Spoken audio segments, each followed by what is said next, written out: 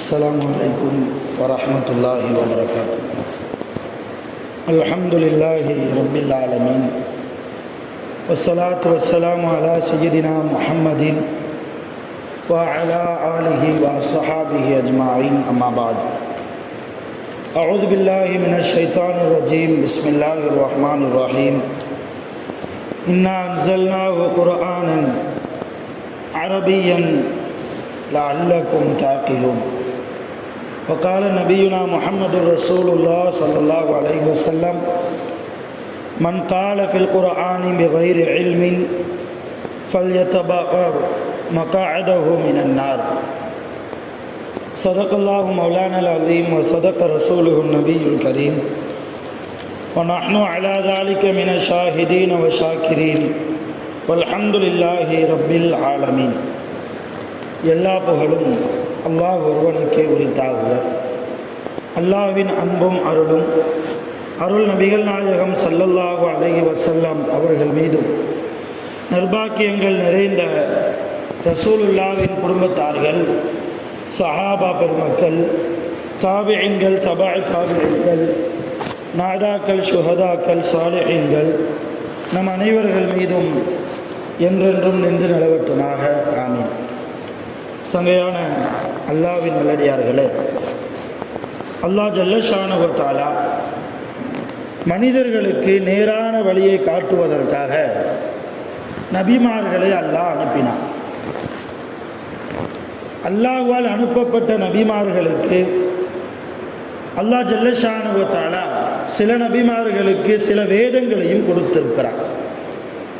அந்த வேதத்தின்படி அவர் நடக்க வேண்டும், தன் சமுதாயத்தை அந்த நபி அவர்கள் நடத்தாட்ட வேண்டும் என்பது அல்லாஹ்வுடைய ஏற்பாடாக இருக்கிறது. அந்த அடிப்படையில் பார்க்கிற போது அல்லாஹ்வுடைய இறுதி தூதராக, இறுதி நபியாக நமக்கெல்லாம் உலகத்திற்கு அவதரித்த அருள் நபிகள் நாயகம் ஸல்லல்லாஹு அலைஹி வஸல்லம் அவர்கள் குர்ஆன் என்கிற வேதத்தை, அதுதான் இறுதி வேதமாக இருக்கிறது, அப்படிப்பட்ட குர்ஆன் என்கிற வேதத்தை அல்லாஹ் தஆலாவிடம் இருந்து 23 ஆண்டுகள் கொஞ்சம் கொஞ்சமாக அல்லாஹ் தஆலா நபி அவர்களுக்கு வஹீயின் மூலமாக அறிவித்து கொடுத்து மனித சமூகத்திற்கெல்லாம் நேர் வழிகாட்டியாக குர்ஆனை அல்லாஹ் நமக்கு ஆக்கியிருக்கிறார்.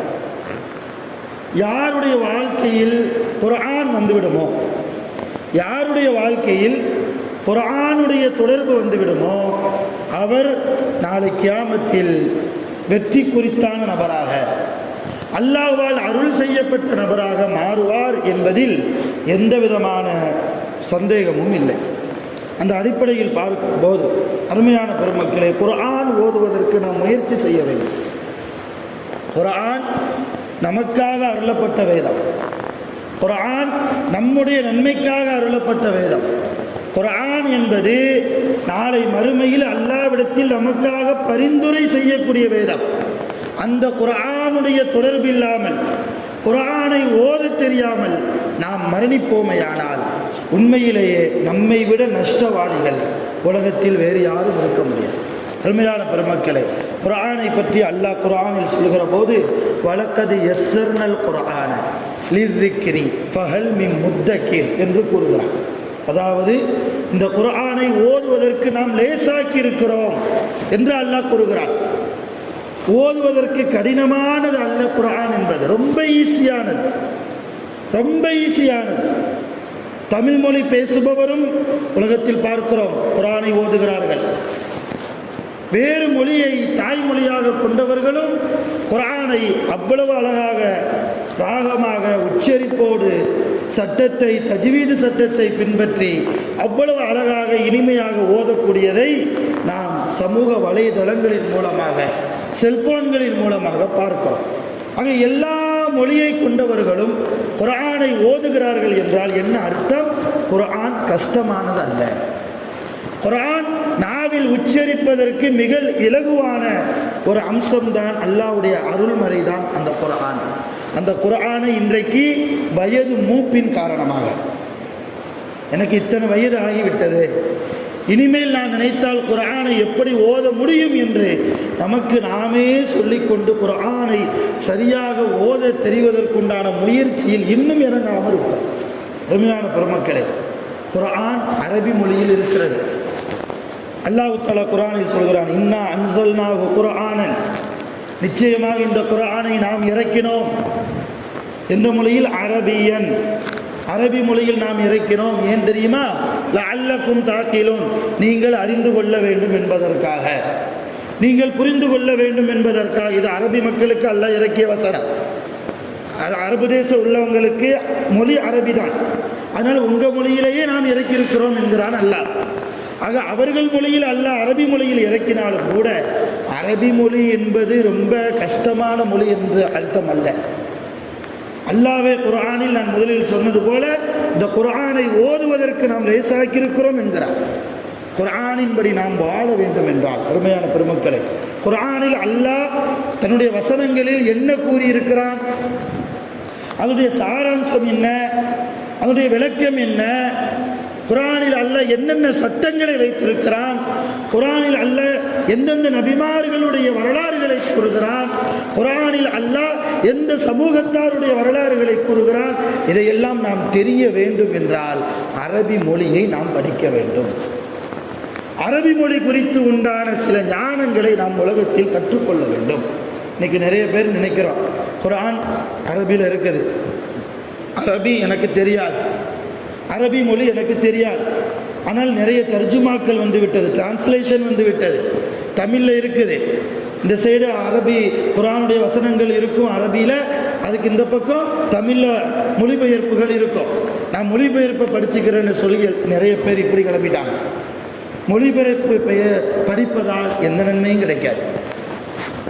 குர்ஆனுடைய மொழிபெயர்ப்பை படிப்பதால் சில விஷயங்களை வேண்டுமானால் வரலாறுகளை தெரிந்து கொள்ளலாமே தவிர நன்மை ரீதியாக குர்ஆன் ஓதிய நன்மை நமக்கு கிடைக்குமா என்றால் கிடைக்காது. நபிகள் நாயகம் ஸல்லல்லாஹு அலைஹி வஸல்லம் அவர்கள் கூறுகிறார்கள், குர்ஆனில் ஒவ்வொரு எழுத்துக்கும் 10 நன்மை. குர்ஆனை ஓதக்கூடியவருக்கு ஒரு எழுத்துக்கு 10 நன்மை என்கிறார்கள் நபிகள் நாயகம் ஸல்லல்லாஹு அலைஹி வஸல்லம். குர்ஆனில் மொத்தம் 6666 வசனங்கள் இருக்கிறது, ஆயத்துகள் இருக்கிறது. ஒவ்வொரு ஆயத்திலும் அதிகமான எழுத்துக்கள் இருக்கிறது. அப்படி என்றால் 6666 வசனங்களிலும் எத்தனை எழுத்துக்கள், எத்தனை கோடி எழுத்துக்கள். அந்த கோடி எழுத்துக்களை நாம் உச்சரிக்கிற போது எத்தனை நன்மைகள் கிடைக்கும். அதுவே நாம் தமிழ் மொழிபெயர்ப்பை எடுத்து படித்தால் இந்த நன்மை அங்கே கிடைக்குமா? அருமையான பெருமக்களே, நன்மைகளை அதிகமாக வாரி வழங்கக்கூடிய அல்லாஹ்வுடைய அற்புதம் தான் அருள்மறை அல் குர்ஆன். உலகத்தில் எதையெல்லாமோ தெரிந்து கொள்கிறோம், தேவையில்லாத விஷயங்களை அறிந்து கொள்கிறோம், கபருக்கு உதவாத விஷயங்களை 4 மனிதனிடத்தில் போய் பேசுகிறோம், கியாமத்திற்கு உதவாத விஷயங்களை உலகத்தில் நாம் செய்கிறோம். ஆனால் கபருக்கு வெளிச்சமூட்டக்கூடிய குர்ஆன், நாளை கியாமத்தில் என்னுடைய நிலைமை என்னாகுமோ, என்னுடைய நிலைமை என்னாகுமோ என்று ஒவ்வொரு தனி மனிதனும் தன்னை பற்றி யோசித்து கொண்டிருக்கிற போது, கவலைப்படாதே மனிதா, என்னை நீ உலகத்தில் தொடர்பு வைத்தாய், என்னை அனுதினமும் ஓதிக்கொண்டிருந்தாய், உனக்காக அல்லாஹ்விடத்திலே நான் பரிந்து பேசுகிறேன். குர்ஆன் பேசுமா? ரசூலுல்லாஹ் சொல்றாங்க, குர்ஆன் அல்லாஹ்விடத்திலே போய், யா அல்லாஹ், இவன் பாவியாக இருந்தாலும், இவன் செய்த நன்மைகளை விட இவன் செய்த தீமைகள் அதிகமாக இருந்தாலும் கூட இவன் என்னை ஓதினான், உன்னுடைய வேதமாக இருக்கிற என்னுடைய தொடர்பில் இருந்தான். எனவே என்னை ஓதியதின் பரக்கத்தால், என்னுடைய தொடர்பில் இருந்த பரக்கத்தால் இவனுக்கு நீ சுவனத்தை கொடுத்து விடு. இல்லை என்றால் என்னை உன்னுடைய குர்ஆனாக, குர்ஆன் இல்லை என்று நீ பிரகடனம் செய்துவிடு. குர்ஆன் பேசக்கூடிய வார்த்தை. குர்ஆன் வாதம் செய்யக்கூடிய வார்த்தை. நபிகள் நாயகம் ஸல்லல்லாஹு அலைஹி வஸல்லம் அவர்கள் கூறுகிறார்கள், அருமையான பெருமக்களை, நமக்கு சிபாரிசுக்காக குர்ஆனை நாம் எடுக்க வேண்டாமா? ஒரு எழுத்துக்கு 10 நன்மை என்கிறார்களே, எவ்வளவு நன்மைகள் நமக்கு பெற்றுத்தரக்கூடிய அற்புதம் நிறைந்ததாக குர்ஆன் இருக்கிறது. இன்னும் சில மார்க்க சட்ட வல்லுநர்கள் ஒரு எழுத்துக்கு 10 நன்மைனா அலிஃப்னா ஒரு எழுத்து, லாம்னா ஒரு எழுத்து, மீம், அலிஃப் லாம் மீம் இருக்கு இல்லையா, அதில் 3 எழுத்து இருக்கு, 30 நன்மைன்னு நீங்கள் விளங்கிறாதீங்க. அலிஃபுக்குள்ள 3 எழுத்து இருக்குங்கிறாங்க, லாமுக்குள்ள ஒரு 3 எழுத்து இருக்குங்கிறாங்க, மீமுக்குள்ள ஒரு 3 எழுத்து இருக்குங்கிறாங்க. அப்போ 90 நன்மைகள்.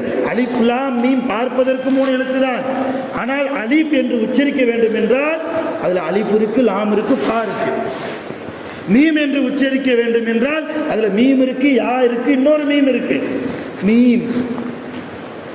ஆக அதிலேயே 9 எழுத்துக்கள் இருக்கிறது. 90 நன்மைகள் உங்களுக்கு கிடைக்கும் என்று மார்க்க சட்ட வல்லுநர்கள் நமக்கு கூறுகிறார்கள். அருமையான பெருமக்களே, குர்ஆனுடைய ஞானத்தை அல்லாஹ்விடத்தில் நாம் கேட்க வேண்டும். குர்ஆனுடைய ஞானம் என்பது சஹாபாக்களிலேயே நிறைய சஹாபாக்களுக்கு கிடைக்காமலே போய்விட்டது. நபி ஸல்லல்லாஹு அலைஹி வஸல்லம் சஹாபாக்களை கண்ணியப்படுத்தக்கூடிய விதத்தில் எந்த சஹாபாக்கள் குர்ஆனில் அதிகமான சூறாக்களை மனப்பாடம் செய்திருக்கிறார்களோ அவர்களுக்கு தான் ரசூலுல்லாஹ்வே ஒரு முன்னுரிமை கொடுத்தாங்க. 15 சூறா மனப்பாடம் ஆக்கியிருக்கியா, உனக்கு ஒரு முன்னுரிமை. அவரை விட நீ ஒரு 7 சூறா தான் மனப்பாடம் ஆக்கியிருக்கிறியா, நீ அவரை விட கொஞ்சம் தாழ்ந்தவர் தான். ரசூலுல்லாஹ் குர்ஆனை வைத்து எடை போட்டார்கள் சஹாபாக்களே. நீ முழு குர்ஆனையும் ஓதி முடித்திருக்கிறாயா, என் துஆவுக்கு நசீப் உனக்கு கிடைக்கும் என்றார்கள் நபிகள் நாயகம் ஸல்லல்லாஹு அலைஹி வஸல்லம். குர்ஆனை தேடுவதிலும் குர்ஆனை ஓத வேண்டுமே என்கிற ஆர்வத்திலும் எப்படியாவது குர்ஆனை மனப்பாடம் செய்ய வேண்டுமே என்கிற ஒரு மிகப்பெரிய பேராவா சஹாபாக்களிடத்தில் இருந்தது, சஹாபியத்து பெண்களிடத்திலும் இருந்தது. இன்றைக்கு குர்ஆனை விட்டும் நாம் தூரமாகிக் கொண்டே போகிறோம். நான் கடந்த சுபு பயானில் கூட சொல்லியிருப்பேன், குர்ஆனை உச்சரிப்பாக ஓதுங்கள், குர்ஆனை தஜ்வீது சட்டம் தெரிந்து ஓதுங்கள். உச்சரிப்பு என்பது வேற, சட்டம் தெரிந்து ஓதுவது என்பது வேற. அர்த்தம் தெரியாவிட்டாலும் கூட உச்சரிப்போடு ஓதுவது ரொம்ப முக்கியம். குர்ஆன் தொழுகையில் இருக்கிறது. தொழுகையில் தக்பீர் கட்டிட்டா குர்ஆன் தான் ஓதுறோம்.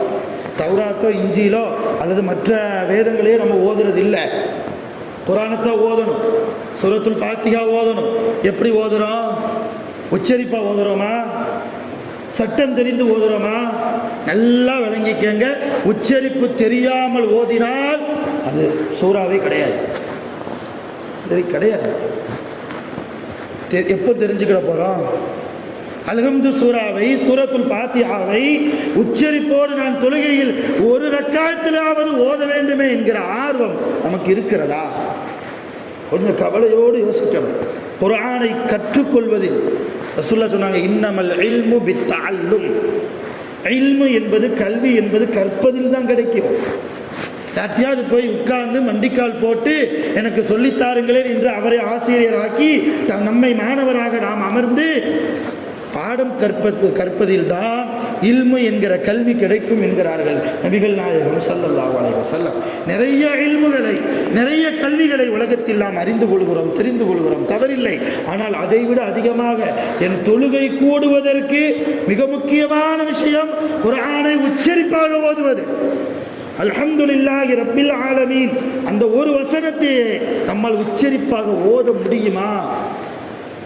கவலையோடு நாம் குத்தி காட்டுவதற்கோ நம்முடைய பலகீனத்தை உரசி பார்ப்பதற்கோ பேசலை, ஆர்வத்தை தூண்டுகிறேன். இன்றைக்கு யாருக்கு எப்போ மௌத்து எப்போ ஹயாத் தெரியாது. மௌத்தாகுவதற்குள்ளாக நமக்கு முன்னால் மலக்குல் மௌத்து ஆஜராகுவதற்கு முன்னால் நம்ம என்ன செய்யணும்? குர்ஆனை தெரிந்து கொள்வதற்கு, அந்த குர்ஆனில் இருக்கிற அரபி மொழியை நம்முடைய நாவில் உச்சரிப்பதற்கு நாம் முயற்சி செய்ய வேண்டும். அரபி மொழி என்பது அல்லாஹ் பேசிய மொழி இல்லையா? அல்லாஹ் பேசிய மொழி அரபி. நாளைய அல்லாஹ் கியாமத்தில் நம்மோடு பேசுகிற மொழி அரபி. கபரில் நம்மிடத்திலே முன்கர் நக்கீர் வருவார்களே, 2 மலக்குகள் தட்டி எழுப்பி கேள்வி கேட்பார்களே, தமிழா கேட்பார்கள் அல்லது இங்கிலீஷில் கேட்பார்களா? அரபி மொழியில் தான் கேட்பார்கள். சுவனவாசிகளுடைய மொழி அரபி. பின்னாடி ஹதீஸை நான் சொல்லுவேன். நரகவாசிகளாக இருந்தாலும் அவர்கள் அரபி மொழியில் தான் புலம்புவார்கள். குர்ஆன் சொல்கிறது. ஒரு மனிதர் அவர் காஃபிரா இருக்கிறாரு, மாற்று மதத்தில் இருக்கிறார், அவர் முஸ்லீமா வர்றதுக்கு நினைக்கிறாருன்னு சொன்னா அவர் என்ன சொல்லணும்? கலிமாவை சொல்லணும். கலிமாவுக்கு அர்த்தம் என்ன? அல்லாஹ்வை தவிர வேற கடவுள் இல்லை, முஹம்மது நபியை அல்லாஹ்வுடைய அடிமையாக அல்லாஹ்வுடைய தூதராக நான் சாட்சி கூறுகிறேன், அல்லாஹ்வை தவிர வேறு இறைவன் இல்லை என்று நான் சாட்சி கூறுகிறேன். இதுதான் கலிமாவுக்கு மொழிபெயர்ப்பு. இந்த மொழிபெயர்ப்பை மட்டும் சொல்லிட்டு அவர் முஸ்லீம் ஆயிட முடியுமா? முடியாது. அவர் அரபி மொழியை உச்சரிக்கணும். அஷ்ஹது அல்லா இலாஹ இல்லல்லாஹ் வ அஷ்ஹது அன்ன முஹம்மதன் அப்துஹு வ ரசூலுஹு என்கிற அரபி மொழியை உச்சரித்தால் தான் அவர் முஸ்லீமாகவே ஆக முடியும். இன்னும் சொல்ல போனா பிறந்த குழந்தைக்கு காதில் பாங்கு சொல்றோம், பிறந்த குழந்தைக்கு வலது காதில் பாங்கு சொல்கிறோம், இடது காதில் இக்காமத்து சொல்கிறோம் இல்லையா? பேர் வைக்கிற போதோ சில பேர் ஆஸ்பத்திரியில் இருக்கும்போதே குழந்தை தாயினுடைய கருவறையிலிருந்து வெளியே வந்ததற்கு பின்னாலே என்ன செய்வாங்க? உடனே பாங்கு சொல்லுவாங்க. ரொம்ப சிறப்பான ஒரு விஷயம் அது. அந்த பாங்கை யாராவது அல்லாஹ் மிகப்பெரியவன் அல்லாஹ் மிகப்பெரியவன் தமிழில் சொல்லியிருக்காங்களா? அல்லது தமிழில் தான் சொல்ல முடியுமா? 5 நேர தொழுகை இருக்கிறது. ஒவ்வொரு நேர தொழுகையிலும் பாங்கு அழைப்பு கொடுக்கப்படுகிறது. எந்த பள்ளிவாசல் உள்ள மோதினாராவது தமிழில்? வெற்றியின் பக்கம் வாருங்கள், தொழுகையின் பக்கம் வாருங்கள், அல்லாஹ்வை தவிர வேறு கடவுள் இல்லை, அல்லாஹ் மிகப்பெரியவனாக இருக்கிறான், தமிழில் இப்படி மொழிபெயர்ப்பு செய்து பாங்கு சொன்னால் அந்த பாங்கு கூடுமா? அரபியில் தான். அரபி மொழிக்கென்று அல்லாஹ் சில அந்தஸ்துகளை தந்திருக்கிறான், ஒரு சில உயர்வுகளை கொடுத்திருக்கிறான். இவ்வளவு ஏன்? ஒவ்வொரு நாளும் தஸ்பீஹ் செய்கிறோம், திக்ருகள் செய்கிறோம், சுப்ஹானல்லாஹ் என்கிறோம், அல்ஹம்துலில்லாஹ் என்கிறோம், அல்லாஹ் அக்பர் என்கிறோம். இதுவெல்லாம் தஸ்பீஹ்கள். அல்லாஹ்வுடைய பெயரை உச்சரிக்கிறோம். யா மஜீத், யா ரஹ்மான், யா ரஹீம் என்கிறோம். ஹதீஸ்களில் இடம்பெற்ற சில தஸ்பீஹாத்துகளை நபி ஸல்லல்லாஹு அலைஹி வஸல்லம் அவர்கள் கற்றுக் கொடுத்த சில திக்ருகளை நாம் மொழிகிறோம். எந்த மொழியில? அரபி மொழியில் தான் நாம் மொழிகிறோம் இல்லையா? சுப்ஹானல்லாஹ்னா அல்லாஹ் பரிசுத்தமானவன் அர்த்தம், அல்ஹம்துலில்லாஹ்னா அல்லாஹ்வுக்கே எல்லா புகழும்னு அர்த்தம், அல்லாஹ் அக்பர்னா அல்லாஹ் மிகப்பெரியவன் அர்த்தம், லா இலாஹ இல்லல்லாஹ்னா அல்லாஹ்வை தவிர வேற கடவுள் இல்லைன்னு அர்த்தம் இல்லையா? இப்படி ஒவ்வொரு அரபி வாசகங்களுக்கும் பொருள் இருக்குது. ஒரு சுப்ஹானல்லாஹ்னு சொல்லாமல் அல்லாஹ் பரிசுத்தமானவன்கிறாரு, நன்மை கிடைக்கும் தான், ஆனால் அரபி மொழியில் மொழிந்த நன்மை கிடைக்காது. ரசூலுல்லாஹ் கற்றுக் கொடுத்ததின் பிரகாரம் நான் சுப்ஹானல்லாஹ் என்று அரபியில் சொல்லாமல் தமிழிலே மொழிபெயர்ப்பு செய்தால் அந்த நன்மை இங்கே கிடைக்காது. இப்போ உலகத்தில் வாழ்கிற போது நன்மைகளை விட தீமைகள் அதிகமாக செய்து கொண்டிருக்கிற நாம், பாவமான சூழ்நிலைகள் நம்மை சுற்றியும் பரவி கொண்டிருக்கிற இந்த மோசமான காலகட்டத்தில் வாழ்ந்து கொண்டிருக்கிற நாம் நன்மைகளை அதிகமாக செய்கிறதுக்கு முயற்சி செய்யணுமா? இல்லை குறைய நன்மை கிடைச்சாலும் போதும் அல்ஹம்துலில்லாஹ்னு ஏற்றுக்கணுமா? அதிகமாக நன்மைகள் கிடைக்க வேண்டும் என்றால் அரபி மொழி நமக்கு அவசியம். நான் முதலில் சொன்னது போல தொழுகைக்கு சூரத்துல் ஃபாத்திஹா ரொம்ப முக்கியம். ரசூலுல்லாஹ் சொன்னாங்க, லா ஸலாத்த லிமன் லம் யக்ரஅ பி ஃபாத்திஹத்தில் கிதாப். புகாரியில் பதிவு செய்யப்பட்ட ஆதாரப்பூர்வமான ஹதீஸ். யார் ஒருவருடைய தொழுகையில் சூரத்துல் ஃபாத்திஹா இல்லையோ, அல்ஹம்து சூரா இல்லையோ, அவருடைய தொழுகையே இல்லை. இப்போ தொழுகைக்கென்று சில ரூல்ஸ் இருக்குது, சில கட்டுப்பாடு இருக்குது. அதில் மிக முக்கியமான கட்டுப்பாடு, அவர் தக்பீர் கட்டியாச்சுன்னா அல்ஹம்து சூரா ஓதணும். அல்ஹம்து சூரா ஓதாமல் துணை சூரா போகிறாரு, பக்ரா சூரா ஃபுல்லாக ஓதி முடிக்கிறாருன்னா அவர்கிட்ட தொழுகக்கூடாது. அந்த தொழுகையே இல்லை என்கிறார்கள் நபிகள் நாயகம் ஸல்லல்லாஹு அலைஹி வஸல்லம். அப்போ தொழுகைக்கு உயிரோட்டமாக இருக்கக்கூடிய சூரத்துல் ஃபாத்திஹா, அல்ஹம்து சூரா எந்த அளவு உச்சரிப்பை நாம் விளங்கியிருக்கிறோம், எந்த அளவு அதில் இருக்கிற சட்டங்களை விளங்கியிருக்கிறோம், எந்த இடத்தில் குர்ஆனில் எழுத்துக்களை வெளிப்படுத்தி ஓத வேண்டும், சில குர்ஆனில் சில இடங்களில் எழுத்துக்களை மறைத்து ஓத வேண்டும், சில இடங்களில் குர்ஆனில் ஒரு எழுத்தை இன்னொரு எழுத்தாக மாற்றி ஓத வேண்டும், சில இடங்களில் குர்ஆனில் அழுத்தி ஓத வேண்டும், சில இடத்தில் அழுத்தவே கூடாது, சில இடத்தில் குர்ஆனில் ஒரு எழுத்தை இன்னொரு எழுத்தோடு இணைத்து ஓத வேண்டும். இப்படியெல்லாம் சட்டங்கள் இருக்கிறது. என்றைக்கு தெரிய போகிறோம்? சும்மா ஏதோ கேள்வி ஞானத்தில் அல்ஹம்து சூரா மனப்பாடமாக்கி வச்சுக்கிட்டு உச்சரிப்பு எதுவும் தெரியாமல், தஜ்வீதினுடைய சட்டங்கள் தெரியாமல் இப்படியே ஓதிக்கொண்டிருந்தால் அருமையான பெருமக்களை நஷ்டம் நமக்கு தான். அந்த நஷ்டத்தினுடைய விளைவை நாம் கபரில் சந்திக்க வேண்டிய சூழ்நிலை ஏற்படும், நாம் கியாமத்தில் சந்திக்க வேண்டிய சூழ்நிலை ஏற்படும். அதனால் கூடுமான வரைக்கும் குர்ஆன் இருக்கிற அந்த அரபி மொழியை நாம் அறிந்து கொள்ள வேண்டும். ஹஜ்ஜில் ஒரு ஆள் ஹஜ்ஜுக்கு போகிறாருன்னு சொன்னால் தல்பியா சொல்லணும். தல்பியானா லப்பைக் அல்லாஹும்ம லப்பைக் சொல்கிறாங்க இல்லையா? லப்பைக்குன்னு என்ன அர்த்தம்? யா அல்லாஹ் இதோ வந்துட்டேன்னு அர்த்தம். இறைவா, உன்னுடைய சன்னிதானத்திற்கு, உன்னுடைய ஆலயத்திற்கு இதோ வந்து விட்டேன், உன் அடிமை நான் வந்து விட்டேன். லா ஷரீக்க லக்க, உனக்கு எந்த இணையும் கிடையாது, எந்த துணையும் கிடையாது, நீ பரிசுத்தமானவன் என்கிற வாசகத்தை, பொருளை உள்ளடக்கிய அரபி வாசகங்களை ஒரு ஹாஜி சொல்லணும். அவர் இதை சொல்லாமல் தமிழில் சொல்கிறாருன்னு வைங்க, அது தல்பியாவே கிடையாது. இதை வந்துட்டேன்னு சொல்லி தமிழ்லையே அவர் சொல்லிட்டு போனால் அவர் தல்பியா சொல்லவே இல்லைன்னு அர்த்தம். அவர் அரபியில் தான் சொல்லணும். அதனாலேயே ஹஜ்ஜுக்கு போகக்கூடியவங்களுக்கு ஹஜ்ஜு வழிகாட்டின்னு ஒரு ஆலிம்சா போவார். உங்களுக்கு சொல்ல தெரியலையா? நான் சொல்கிறதையாவது கேட்டு சொல்லுங்கள். நான் எப்படி உச்சரிக்கிறேனோ அதே போன்று உச்சரித்து நீங்கள் சொல்லுங்கள். அதுக்காக வேண்டிதான் ஹஜ்ஜுக்கு வழிகாட்டி என்று ஆலிம்கள் இருக்கிறார்கள். அருமையான பெருமக்கள், இப்படி நிறைய ஹதீஸில் ரொம்ப தெளிவாக வருது. அபூ மூஸல் அஷ்அரி ரலியல்லாஹு தஆலா அன்ஹு அவங்க அறிவிக்கக்கூடிய ஹதீஸு, அவங்க சொல்கிறாங்க, தஅல்லமுல் அரபியா, அரபி மொழியை நீங்கள் கற்றுக்கொள்ளுங்கள், அரபி மொழியை நீங்கள் கற்றுக்கொள்ளுங்கள். ஏன்னா ஃபஇன்னஹா மின் தீனிக்கும், அரபி மொழி தான் உங்கள் மார்க்கம். இதை விட வேறு என்ன இருக்குது? ரசூல்லா சொன்னாங்க, பைஹகி என்ற கிதாபில் பதிவு செய்யப்பட்ட ஆதாரப்பூர்வமான ஹதீஸ், தஅல்லமுல் அரபிய்யத ஃபஇன்னஹா மின் தீனிக்கும், உங்களுடைய மார்க்கமாக இருக்கக்கூடிய அரபி மொழியை நீங்கள் கற்றுக்கொள்ளுங்கள்.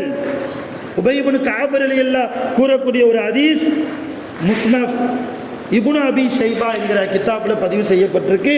அவங்க சொல்கிறாங்க, ரசூல்லா சொன்னதாக, தஅல்லமுல் அரபியா கமா தஅல்லமூன ஹிஃப்லல் குர்ஆன், குர்ஆனை மனப்பாடம் செய்வது போன்று நீங்கள் அரபி மொழியையும் அறிந்து கொள்ளுங்கள். அரபி மொழியில் எவ்வளவு நுணுக்கங்கள் இருக்கிறது என்பதை நீங்கள் தெரிந்து கொள்ளுங்கள். காரணம், அது மற்ற மொழியை மாதிரி சாதாரண மொழி அல்ல. அரபி மொழி அல்லாஹ் பேசிய மொழி. அல்லாஹ் தான் பேசுவதற்கு ஒரு மொழியை தேர்ந்தெடுக்கிறான் என்றால் அந்த மொழியில் நிறைய அற்புதங்கள் இருக்கிறது, நிறைய கருத்துக்கள் இருக்கிறது, நிறைய விஷயங்கள் இருக்கிறது. எனவே அதையெல்லாம் தெரிந்து கொண்டு நீங்கள் அரபி மொழியை கற்றுக்கொள்ளுங்கள் என்று உபய் இப்னு கஅப் ரலியல்லாஹு ரசூலுல்லாஹ்வுடைய இந்த ஹதீஸை நமக்கு அறிவிக்கிறாங்க. நான் முதல்ல சொன்னது போல அப்துல்லா இப்னு அப்பாஸ் ரலியல்லாஹு அறிவிக்கக்கூடிய இன்னொரு ஹதீஸ், லிசானு அஹ்லில் ஜன்னா, லிசானு அஹ்லுல் ஜன்னா, சுவனவாசிகளுடைய மொழி அரபி. தெளிவாக வருது, சுவனவாசிகள் சொர்க்கத்திலே பேசக்கூடிய மொழி அரபி மொழி. ஹுசைன் இப்னு அலி ரலியல்லாஹுடைய மகன் ஹுசைன் ரலியல்லாஹ் அவங்க சொல்றாங்க, தஅல்லமுல் அரபியா, அரபி மொழியை நீங்கள் கற்றுக்கொள்ளுங்கள். ஏன்னா ஃபஇன்னஹா லிசானுல்லாஹ், அந்த அரபி மொழி அல்லாஹ்வுடைய மொழி, அல்லாஹ் பேசக்கூடிய மொழி. எப்போ பேசுவான்? அல்லதி யுகாத்தபு பிஹின்னாஸ யௌமல் கியாமா, கியாமத் நாளில் மக்களை நோக்கி அல்லாஹ் பேசுவானே, அப்படிப்பட்ட மொழியாக அரபி மொழி இருக்கிறது. எனவே அரபி மொழியை நீங்கள் சர்வசாதாரணமான மொழியாக நினைத்து கடந்து விட வேண்டாம். அருமையான பெருமக்களை, இலக்கணத்தோடு இலக்கணம் நிறைந்தது அரபி மொழி. குர்ஆனில் இருந்து தான் இலக்கவாதிகள் எல்லாம் பிச்சை எடுக்கணும். இலக்கணத்திற்கு அரபி இலக்கணத்தை குர்ஆனிலிருந்து தான் எடுத்திருக்கிறார்கள். அரபி வியாக்கியானத்தை குர்ஆனிலிருந்து தான் எடுத்திருக்கிறார்கள். அரபி சம்பந்தமாக எத்தனை கலைகள் இருக்கிறதோ அத்தனை கலைகளையும் குர்ஆனிலிருந்து தான் எடுத்திருக்கிறார்கள். அப்படிப்பட்ட நம்முடைய குர்ஆனை இன்னும் ஓத தெரியாமல், வயசு 50 ஆச்சு, 60 ஆச்சு, 40 ஆச்சு, 30 ஆச்சு, 30 ஆண்டு காலம் கடந்து விட்டது, 40 ஆண்டு காலம் கடந்து விட்டது, இன்னும் எனக்காக அருளப்பட்ட அந்த குர்ஆனை உச்சரிப்போடு எனக்கு ஓத தெரியவில்லை என்றால் வெட்கம் இல்லையா? நாளை அல்லாஹ் கேட்பான், உனக்கு தான் நான் குர்ஆனை இறக்கினேன், உனக்குத்தான் வேதமாக நான் குர்ஆனை அனுப்பினேன் என் நபிக்கு, நீ ஓதினாயா என்று கேட்பானே. என்ன பதில் வச்சிருக்கிறோம்? இங்கே தலை குனிஞ்சு உட்கார்ந்துருக்கிற மாதிரி அல்லாஹ்வுக்கு முன்னாலேயும் தலை குனிஞ்சு நிற்க போகிறோமா? அந்த கேள்விக்கு பதில் சொல்லாமல் ஒரு இன்ச்சு கூட நம்மால் முன்னாலும் போக முடியாது, பின்னாலும் நகர முடியாது. சூரியன் சுட்டெரிக்கிற அந்த நேரத்தில் என்ன பதில் வைத்திருக்கிறோம்? அருமையான பெருமக்களை, கியாமத்தை ஈமான் கொண்டு மரணம் என்பது ஒன்று உண்டு, அதில் கேள்வி விசாரணை உண்டு, கியாமத்திலும் உண்டு. அல்லாஹ் தஆலா நிப்பாட்டி வைத்து நாம் செய்த காரியத்தை எல்லாம் படம் போட்டு காண்பித்து இதற்கெல்லாம் நீ என்ன பதில் வைத்திருக்கிறாய் என்று கேட்கிற அந்த நாளில் நம்முடைய நிலைமை என்ன? அதிலும் குறிப்பாக குர்ஆனுடைய விஷயத்தில் அரபி மொழியினுடைய சிறப்பு, அல்லாஹ் தஆலா குர்ஆனில் 2 வார்த்தையை பயன்படுத்துகிறான். 2 வார்த்தைக்கு ஒரே பொருள் தான். இம்ராத் அப்படின்னு ஒரு வார்த்தை, இன்னொரு வார்த்தை ஜௌஜத். 2க்கும் ஒரே அர்த்தம். என்ன அர்த்தம்? மனைவின்னு அர்த்தம். இம்ரத்னாலும் மனைவி தான், ஜௌஜத்னாலும் மனைவிங்கிற அர்த்தம் தான். ஆனால் குர்ஆனில் எந்த பெண்களை எல்லாம் அல்லாஹ் இம்ரத் என்று சொல்கிறான் என்றால், எந்த பெண்கள் கணவனுக்கு கட்டுப்படாமல் இருக்கிறார்களோ அப்படிப்பட்ட பெண்களை அல்லாஹ் இம்ராத் என்கிறார். எந்த பெண்கள் எல்லாம் கணவன்மார்களுக்கு கட்டுப்பட்டு வாழ்கிறார்களோ அந்த பெண்களை பற்றி குர்ஆனில் அல்லாஹ் சொல்கிற போது எங்கே எடுத்து பார்த்தாலும் தெரியும், ஜௌஜத்துன்னு அல்லாஹ் சொல்கிறான். இது அரபி மொழிக்கு உண்டான அல்லாஹ் கொடுத்த சிறப்பு. உதாரணமாக சொல்கிறதா இருந்தால், நூஹ் அலைஹிஸ்ஸலாம் அவர்களுடைய மனைவி, அந்த அம்மா ஈமான் கொள்ளலை. தாம் கணவர் முஸ்லீமாக இருந்தாலும் நபியாக இருந்தாலும் கூட நூஹ் நபி என்ன செய்யலை? ஈமான் கொள்ளலை. நூஹ் நபிக்கு எதிராக இருந்தது. அதே போன்று லூத் அலைஹிஸ்ஸலாம், லூத் நபி ஒரு நபி, அவர்களுடைய மனைவியும் ஈமான் கொள்ளலை. கணவர் இன்னொரு பக்கம் நபி, 2க்கும் மதிப்பு கொடுக்கலை. நான் கணவர்மா, என் பேச்சை கேளுமா, மதிப்பு கொடுக்கலை. சரி, நான் நபிமா, என் பேச்சை கேளுமா, மதிப்பு கொடுக்கலை, ஏற்க தயாராக இல்லை. அப்போ நூஹ் அலைஹிஸ்ஸலாம், லூத் அலைஹிஸ்ஸலாம் இவர்களுடைய மனைவிமார்களை பற்றி அல்லாஹ் குர்ஆனில் சொல்கிற போது இம்ராத் என்று பயன்படுத்துகிறார். இம்ராத்த நூஹின், இம்ராத்த லூத்தின். நூஹ் நபியினுடைய மனைவி, லூத் நபியினுடைய மனைவி அப்படின்னு சொல்கிறான். இதுவே கணவனுக்கு கட்டுப்பட்ட பெண்களை பற்றி சொல்கிற போது அல்லாஹ் ஜௌஜத். அதற்கு உதாரணம் ரசூலுல்லாஹ்வுடைய மனைவிமார்கள். யா அய்யுஹன் நபி, குர்ஆன் அல்லாஹ் சொல்கிறான், யா அய்யுஹன் நபி, ஓ நபியே, குல்லி அஸ்வாஜிக்க. ஜௌஜத்திலிருந்து ஜௌஜத் என்கிற அந்த பிரதி பெயர் சொல்னு சொல்லுவாங்க. அந்த பிரதி பெயர் சொல்லிருந்து வந்தது தான் அஸ்வாஜுங்கிறது. ஜௌஜத்னா அது பிரதி பெயர் சொல், அஸ்வாஜுங்கிறது அதற்கு பன்மை, மனைவி மார்கள்னு அர்த்தம். அப்போ யா அய்யுஹன் நபி, ஓ நபியே, குல்லி அஸ்வாஜிக்க, உங்களுடைய மனைவிமார்களிடத்தில் நீங்கள் சொல்லுங்கள் அப்படின்னு சொல்லி சில விஷயங்களை சொல்கிறான். அப்போ ரசூலுல்லாவுடைய மனைவிமார்கள் ரசூலுல்லாவுக்கு கட்டுப்பட்ட மனைவிமார்களாக இருந்ததால் அவர்களை பற்றி சொல்லுகிற போது குல்லி அஸ்வாஜிக்க என்கிறார், ஜௌஜத் என்கிற வார்த்தையை பயன்படுத்துகிறான். ஆக இது போன்று குர்ஆன், இது உதாரணமாக சொல்கிறேன், அரபி மொழிக்கென்று அல்லாஹ் நிறைய சிறப்புகளை வைத்திருக்கிறார். அதே போன்று பஞ்சமான காலத்தை, எந்த சமூகத்திற்கு அல்லாஹ் பஞ்ச காலத்தை கொடுத்தானோ அந்த காலத்தை பற்றி குர்ஆனில் சொல்கிற போது சனத்து, சினீன் அப்படிங்கிற வார்த்தையை பயன்படுத்துகிறோம். சனத்து என்றால் வருடம்னு அர்த்தம், சினீன் என்றால் வருடங்கள்னு அர்த்தம். சனத்துக்கு பன்மை சினீன் என்பது. இப்போ பஞ்ச காலத்தை அல்லாஹ் குர்ஆனில் சொல்கிற போது சனத் அல்லது சினீன். செழிப்பான காலத்தை, பஞ்சம் அல்லாத காலத்தை குர்ஆனில் சொல்கிற போது ஆமுன் என்று சொல்கிறார். அல்லாஹ்வுடைய அருள் வரக்கூடிய காலம், அல்லாஹ்வுடைய அருள் வந்த காலம், அல்லாஹ்வுடைய ரஹ்மத்தும் அல்லாஹ்வுடைய நிஅமத்தும் உலக மக்களுக்கு வந்த காலத்தை பற்றி அல்லாஹ் குர்ஆனில் சொல்கிற போது ஆம் என்ற வார்த்தையை பயன்படுத்துகிறார். இப்படி நிறைய விஷயங்களில் அல்லாஹ் தஆலா தன்னுடைய பொருத்தம் பெற்ற விஷயத்தை சொல்கிற போது அதற்கென்று சில வார்த்தை, தன்னுடைய பொருத்தம் இல்லாத மக்களை பற்றியோ அல்லது வருடங்களை பற்றியோ சொல்லுகிற போது அதற்கு தகுதியான வார்த்தைகளை எல்லாம் போட்டு மிக அழகான முறையில் ஆளுமை மிக்க அருள் குர்ஆனை நமக்கு வேதமாக ரப்புல் ஆலமீன் தந்திருக்கிறான். அந்த வேதத்தை நாம் கூடுமான வரைக்கும் முயற்சி செய்து கட்டாயம் ஓத வேண்டும். கட்டாயம் ஓதணும். ரொம்ப குறைஞ்சது எங்கள் அம்மா வஃபாத் ஆகிட்டாங்கன்னா நான் ஓதணும் குர்ஆன். எங்கள் அம்மாவுக்காக நான் ஓதணும் சூரா யாசீனை, நான் ஓதணும் குர்ஆனை எடுத்து. குர்ஆனில் விசேஷமான சில சூறாக்கள் இருக்கிறது. அந்த சூறாக்களை என் தாய்க்காக, என் தந்தைக்காக, என் மனைவிக்காக, பெண்களாக இருந்தால் என் கணவருக்காக, என் பிள்ளைகளுக்காக அவங்கவங்க ஓதணும். இன்னைக்கு என்ன நிலைமை? ஓத தெரியறதில்லை.